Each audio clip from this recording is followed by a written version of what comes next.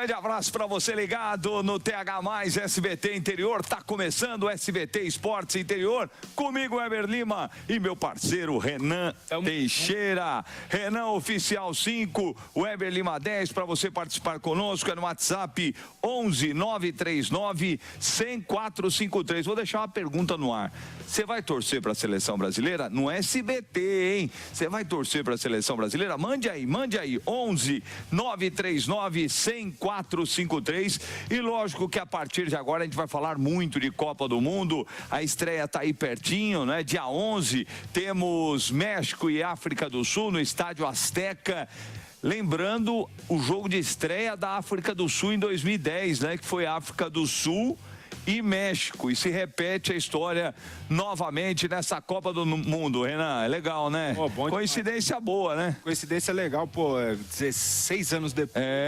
Esse mesmo jogo agora em casa diferente, né? No Azteca, né, cara? Tem uma história. 100 mil pessoas, né? Um estádio emblemático, né, Weber? Você perguntou aí pro pessoal do WhatsApp responder? Pode. Eu vou torcer. Eu também, Sou Brasil, velho. Sou Brasil. Não quer dizer que eu acho que o Brasil seja favorito pra Copa pensando racionalmente, mas torcer, eu vou torcer. E nós vamos curtir aqui no SBT com Galvão Bueno e Thiago Leifert. Muito legal, ó. Falando em Copa do Mundo, a gente vai falar muito da Copa, vai falar muito de seleção brasileira. Seleção brasileira treinou nos Estados Unidos. E hoje, agora à tarde, rolou um Community Day, eles falam, né? Que é um dia da comunidade local, de pessoas que moram ali próximo do Columbia Park, para esse pessoal acompanhar os treinos da seleção brasileira. É uma exigência da FIFA. A gente tá vendo aí o treino no campo, né? O primeiro treino da seleção brasileira. E a seleção brasileira, pelo menos em Teresópolis, onde estive nesta última semana, estava meio distante, né, da torcida brasileira. Havia uma barreira, deu uma isolada, uma barreira lá na rotatória do Clube Comari, longe do condomínio, até da entrada lá da Granja Comari. E o Rodrigo Caetano, que é o executivo, né, coordenador executivo das seleções da CBF, geral da CBF, ele falou sobre essa questão do trabalho da imprensa nesta temporada, nesta Copa do Mundo. Por quê? Porque a gente já teve problemas, né? Com o Dunga. O Dunga cortou tudo, né? Não tinha absolutamente nada, não tinha contato com o jogador, exclusiva, não tinha nada. Vamos ouvir o que disse então Rodrigo Caetano, como será essa relação com a imprensa. Vamos ouvir. Da nossa parte, seremos extremamente colaborativos para que os senhores possam, né, realizar o trabalho de vocês. Peço a compreensão também que temos algumas tantas limitações por parte, né, da FIFA, no que diz respeito a essa cobertura, porém, no que depender da CBF, no Departamento de Comunicação da CBF, entendemos a importância de vocês levarem, principalmente para o povo brasileiro, tudo aquilo que diz respeito à nossa seleção, à nossa preparação, o nosso foco e, principalmente, o porquê aqui estamos, né? Vocês e nós todos possamos ter essa harmonia que foi até hoje, tá bom? Sejam bem-vindos aí e um bom trabalho a todos vocês a partir do dia de hoje. Porque aquela história, Renan, a imprensa está lá para fazer realmente esse meio o meio do caminho da comunicação, o elo de levar a informação ao torcedor brasileiro. A seleção brasileira ela é do povo, né? Eu não acho, Weber, que tem que ser igual foi em 2006. Todo o treino tinha 3 mil pessoas lá. Ó, inferno, né? Pô, pessoal a mulher invadiu beijou o Ronaldinho Gaúcho e tal. Eu acho que isso aí é muito oba-oba. O treino, o trabalho ali do futebol, ele precisa da sua certa privacidade, mas nem tanto, né? Não tirar ali o pessoal da imprensa que leva a comunicação, né? Que leva as informações, que leva tudo pro torcedor brasileiro. Repito, a seleção brasileira ela é do povo brasileiro e ela precisa da torcida do povo brasileiro, precisa da energia positiva do povo brasileiro. Então, quanto mais informação levar, melhor. Dentro de uma medida aceitável. É verdade. Hoje tivemos na coletiva o zagueiro Marquinhos e o atacante Igor Thiago. O Marquinhos, lógico, ficou muito marcado pela última Copa, né? Ele vai cortar a bola desvia, né? Ele vai fazer o bloqueio no chute da Croácia, a bola desvia na perna dele e mata o goleiro Alisson. Muita gente coloca a culpa no Alisson, eu não vejo culpa nenhuma. Aquela bola desviou, matou o goleiro sem chance. O Brasil ficou de fora da Copa do Mundo. O Marquinhos falou de comparações, de ciclos do Tite com o Ancelotti, da Copa de 2022 e agora 2026.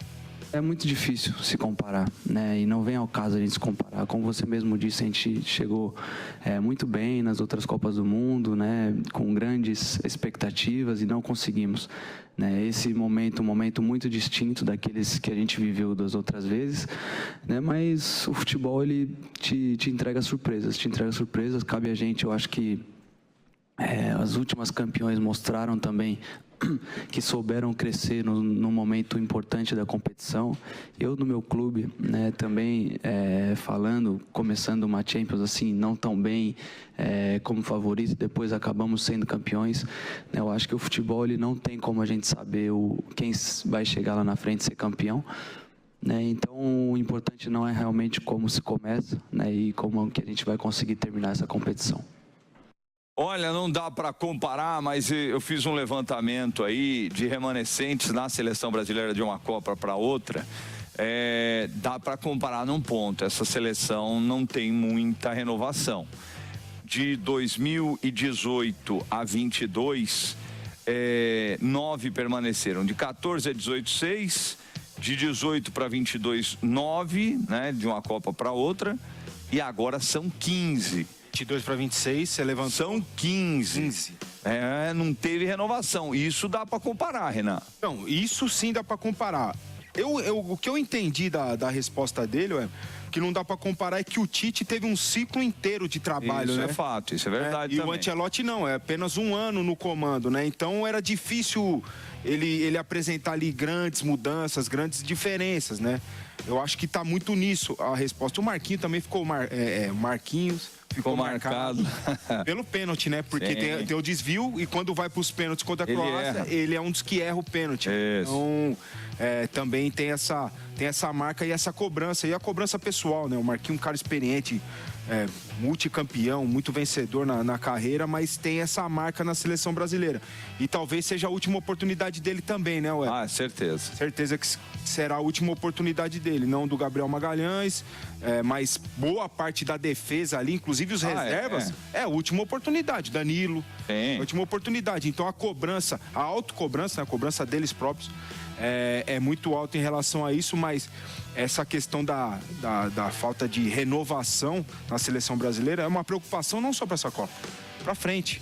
E para o que vai acontecer no próximo ciclo. Sim, e falando em pênalti, nós tivemos no último sábado aqui no SBT a transmissão do bicampeonato do Paris Saint-Germain para cima do Arsenal na Liga dos Campeões. Quem perdeu o pênalti decisivo foi o Gabriel Magalhães, brasileiro que joga no Arsenal. E o Marquinhos, logo depois da partida, foi consolá-lo. Ele explicou um pouco do que aconteceu naquele momento lá em Budapeste. É difícil, assim como eu gostaria de ter, né, recebido um abraço ali naquele momento, eu simplesmente deixei um pouquinho, e foram ali 2, 3, 4, 5 minutos da minha comemoração para simplesmente dar um abraço, né, e falar 2, 3 palavras para ele, nada em especial. Falei que para ele ficar firme, para ele levantar a cabeça, né, que ele tinha feito uma temporada incrível, um jogo incrível, que ele foi realmente...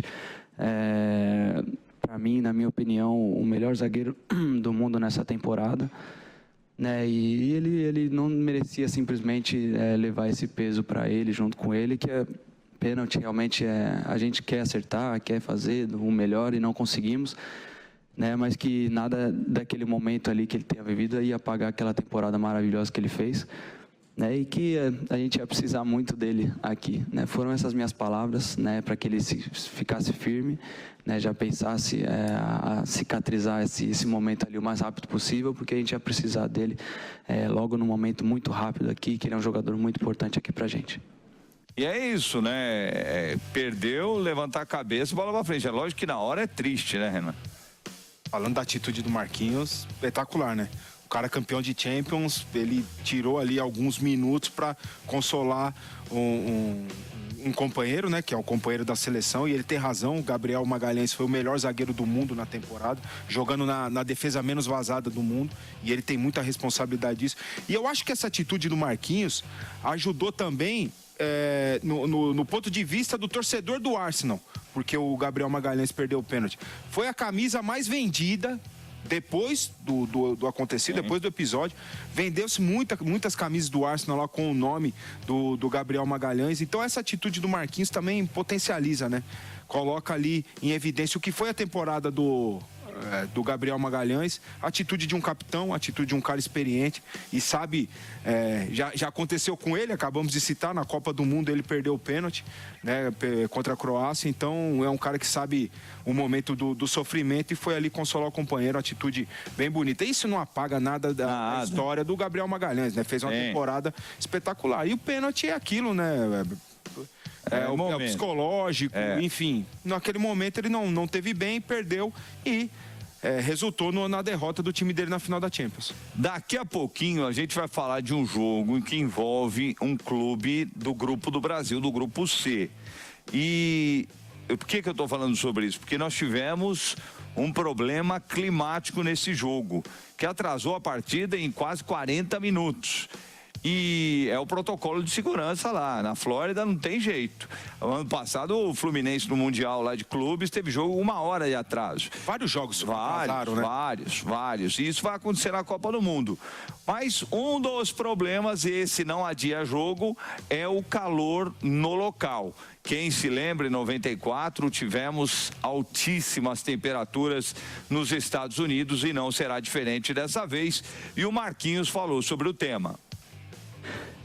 O time que começa marcando, que começa com resultado na frente, ele tem uma vantagem muito grande, porque correr atrás de resultado com calor, né, e com sol, com o momento do campo também, né, é um desgaste ainda maior, né, e essa foi uma experiência que eu tive na Copa do Mundo de Clubes, né, e que eu estou tentando também conversar pouco a pouco com meus companheiros, com a comissão, né, então vai ser muito importante a gente sempre estar focado, né, começar os jogos muito bem, porque assim, eu falo ali para os 2 últimos jogos que a gente teve com o Real Madrid, né, e com o Chelsea, a equipe que começou ganhando e conseguiu abrir o placar assim, teve uma vantagem muito grande com o calor e com o desgaste depois de correr atrás, é muito difícil.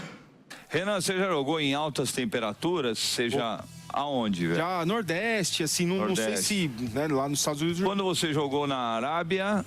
Na Arábia, só que a gente jogava à noite, mas a temperatura era altíssima. À noite era 35 graus. Tá. Só que era sempre à noite, né? E aí, mas... Muito difícil, né? O que o Marquinhos falou é verdade.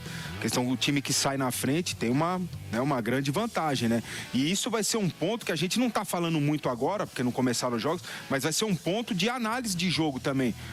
O jogo tá muito lento, o jogo tá moroso. Pode ser em função do clima, né? Calor, né? Então tudo isso a gente vai ter vão ser fatores muito relevantes na hora da gente analisar as partidas e os resultados também. O Marquinhos teve vários pontos muito interessantes dessa coletiva.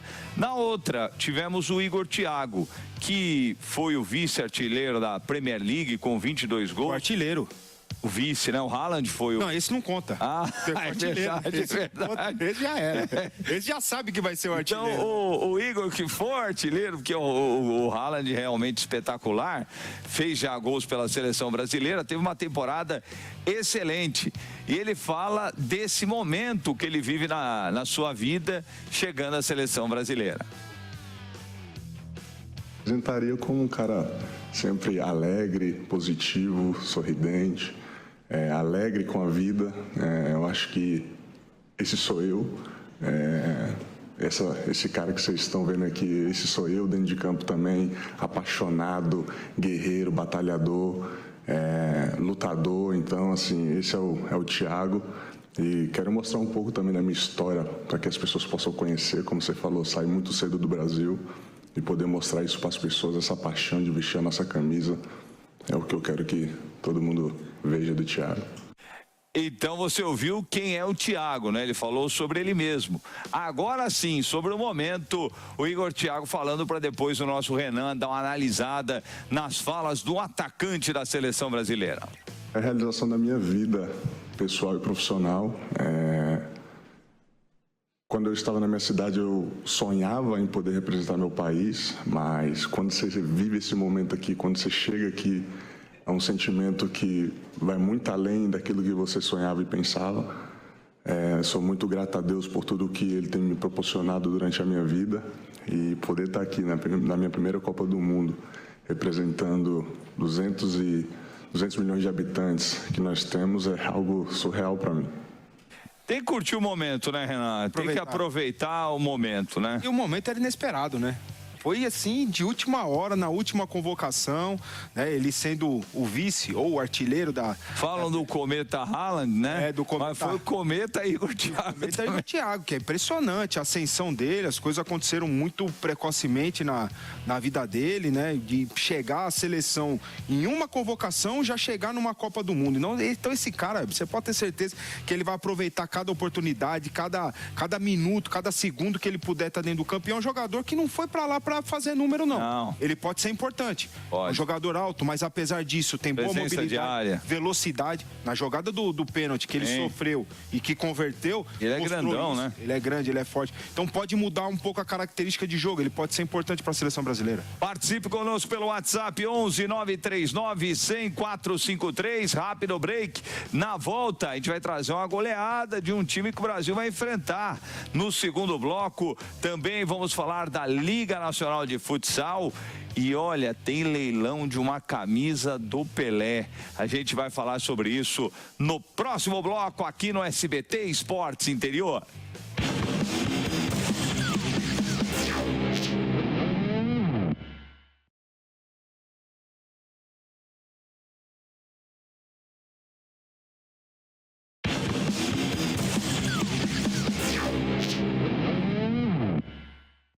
Voltamos com o segundo bloco do SBT Esportes Interior, agora para falar de um dos adversários do Brasil, o segundo, na verdade, a seleção do Haiti, que o Brasil pega no dia 19, que goleou a Nova Zelândia. 4-0, Renan, o primeiro gol aí do Providence. Tem gente com medo aí. Não dá. Depois desse resultado aí... Mostra o quanto tá fraco alguns grupos do mundo, né? Com a quantidade de times, a qualidade, consequentemente, vai cair muito em alguns jogos aí, né? Esse aí é o exemplo disso, ó. Os recordes, Renan, vão acabar. Vários recordes serão quebrados. Não é que vão acabar, né? Quem tinha um recorde lá, a seleção tal goleou. Olha, Nova Zelândia caiu no grupo da Bélgica. A Bélgica ontem enfiou 2-0 na Croácia. Você acha que a Bélgica ia pegar essa Nova Zelândia? No mínimo uns 8. Pra mais. Você vai ver. Pra mais. Aí o segundo gol do time do Haiti foi do Joseph. Agora o Pierrot vai fazer o terceiro e o Lacroix vai marcar o quarto gol. Ô, Renan, é isso que é duro, né? Quando você aumenta demais o número de seleções, você vai ter equipes de nível muito baixo. Isso é inevitável, né, Weber? Quando a quantidade ela vai contra a qualidade, né? Quanto menos times, fica ali uma qualidade aglomerada ali nesses times fortes, né? Não é o caso desses dois aí, né, cara? Não, imagina, eles estão querendo colocar 60 seleções na do Centenário. Aí vai, pelo amor de Deus, né? Isso é loucura, né, cara? Mas até quantos caras vai pensar só no financeiro, no comercial e tirar a qualidade do jogo de futebol? É uma Copa do Mundo, já é pra afunilar mesmo, só a elite. Melhores. Exato. Aí a gente tá vendo, a gente vai ver jogo Nova Zelândia, Haiti e outras várias fracas. E a Itália tá de fora. Exato. Exato. Seleções, não tô falando que a Itália tá jogando aquelas coisas, mas é uma Itália, a tetracampeã mundial e tá fora do mundial quando tem 48 seleções, Weber. Tá errado isso na minha visão. Legal. Olha, é o seguinte, vamos falar de um tema agora que tem uma história, cara, que não dá para acreditar. A camisa do Pelé, que ele utilizou na final de 1958, quando o Brasil ganhou da Suécia, a camisa do Pelé foi a leilão. Tá aí a foto dessa camisa. Você fala, com quem estava essa camisa? Essa camisa o Pelé entregou pro Didi. Logo depois, a partida, o Brasil vence, o Pelé faz gol, é o cara mais novo, nunca ninguém quebrou esse recorde, e esse é mais difícil de quebrar. Ele com 17 anos fez gols na final de uma Copa do Mundo. A família do Didi guardou essa camisa e entregou para o museu lá em Maceió. Só que o museu começou a passar dificuldades financeiras e vendeu a camisa. Fez um leilão com a Christie's, que é uma empresa, como essa Sotheby's, fez um leilão que na época deu um dinheiro muito pequeno. Se a gente comparar com a grana que vai ser injetada agora em relação a esse leilão, não dá nem para comparar. Na época foi um negócio de 100, 200 mil reais. Agora, sabe quanto que tá essa camisa aí pro leilão no lance?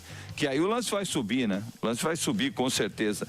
30 milhões de reais. 30 reais milhões. Ou dólares? 30 milhões de reais, 6 milhões de dólares. Começa o lance. Nossa. Começa dia 29 de junho e vai até 3 dias antes da final da Copa, dia 16 de julho. Mas assim, a família do Didi vacilou demais, né, cara? É uma coisa, é um artigo assim que vale realmente esse valor histórico, Renato. Do rei. A camisa do rei, né? Isso por si só, né? De final e de gol e desse recorde, né? O mais jovem a marcar numa final de Copa do Mundo. A família do Didi acho que colocou no museu eu não vou guardar aqui em casa, eu vou deixar ali exposto para todo mundo ir ver essa camisa histórica. Aí o Museu de Maceió tomar essa atitude aí é lamentável, né? Lamentável. Foi no começo dos anos 2000, eles viviam uma situação financeira ruim, precisavam de reformas lá no museu, enfim. Gastaram dinheiro com tudo, com advogado, tinha o valor do leilão, imposto de renda. Não sobrou nada. Sobrou coisa de 50 mil reais, gente. Na camisa dessa que agora vai a leilão por 30 milhões. Será a peça de venda do Pelé mais caro dos artigos do rei, será o mais caro de todos. Bom, vamos falar da Liga Nacional de Futsal, porque o Silver Dracena venceu, conquistou uma grande vitória, jogando diante da torcida no ginásio Alaor Ferrari. A equipe derrotou o líder Vélez Camaquã por 4-2 e encerrou a invencibilidade dos gaúchos na competição. Vitinho marcou 2 vezes, enquanto o Gu Cardoso e o Marcelinho completaram a vitória dos donos da casa. Foguinho e o Pedro fizeram os gols do Vélez. Além de voltar a vencer após 3 rodadas, o Dracena ganhou força na briga pelas primeiras posições da tabela e mostrou poder de reação diante de um adversário que ainda não havia sido derrotado nesta edição do campeonato.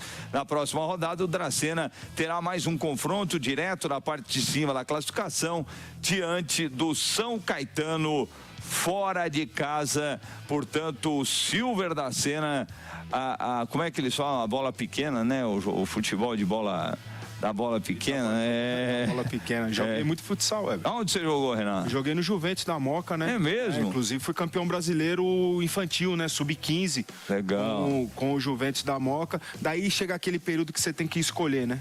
Daí eu escolhi futebol de campo, mas eu joguei bastante futsal. Ainda bem, né, Renan? Ainda bem. Ainda bem. Ainda bem. Ó, pra gente fechar o programa de uma forma mais light, vocês lembram de um vídeo do Real Madrid, que os caras ficam cabeceando um pro outro e tal? Vamos colocar esse vídeo na tela, que o filho do Marcelo, o Enzo Alves, recriou um vídeo que viralizou ainda na infância dele, né? Quando ele participou de uma brincadeira no vestiário do Real Madrid, ao lado de grandes estrelas do clube espanhol. Hoje, com 16 anos, o atacante defende as categorias de base do Real Madrid, integra a seleção espanhola sub-17 e é apontado como um dos principais jogadores do futebol espanhol. E aí ficou legal, não ficou? Legal. Pô, que vídeo maneiro. Vídeo muito legal, mas, pô, o Brasil perdeu. O filho do Marcelo vai jogar pela Espanha, é isso? Vai jogar pela Espanha. Loucura, né? Faz parte. Renan, um grande abraço, tamo junto, até amanhã falando muito de Copa. Você sabe que Copa é aqui no SBT com Galvão Bueno, Thiago Leifert, e a gente volta amanhã no SBT Esportes Interior. Até lá.